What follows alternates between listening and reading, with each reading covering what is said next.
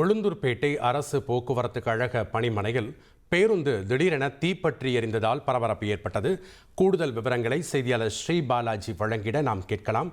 வணக்கம் ஸ்ரீ பாலாஜி, பேருந்து திடீரென தீப்பற்றி எரிய என்ன காரணம்? அங்க இருக்கக்கூடிய கள விவரங்களை பதிவு பண்ணுங்க.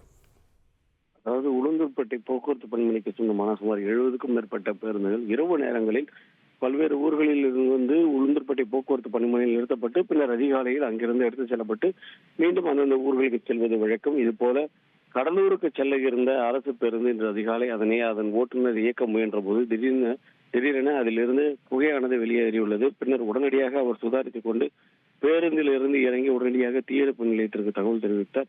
தீயணைப்பு வீரர்கள் வருவதற்குள்ளாக அந்த பேருந்தானது முழுவதுமாக எரிந்து தீக்கிரையானது. தொடர்ந்து அந்த பகுதியில் நிறுத்தப்பட்டிருந்த மற்ற பேருந்துகள் பாதுகாப்பு கருதி அங்கிருந்து உடனடியாக அப்புறப்படுத்தப்பட்டதால் பெரும் சேதமானது தவிர்க்கப்பட்டது. இந்த தீ விபத்திற்கான முழு காரணம் என்ன, இது திடீரென தீப்பற்றி எறிவதற்கான காரணம் என்ன என்பது குறித்து உளுந்தூர்பேட்டை போலீசார் விசாரணை நடத்தி வருகின்றனர். நன்றி ஸ்ரீ பாலாஜி, உங்களுடைய தகவல்களுக்கு. ட்ரெண்ட ஃப்ரெண்ட் ஆக்கிக்கோங்க. தந்தி டிவியின் சப்ஸ்கிரைபர்ஸ் அண்ட் ஃபாலோவர்ஸ் குடும்பத்துல நீங்களும் இணையுங்க.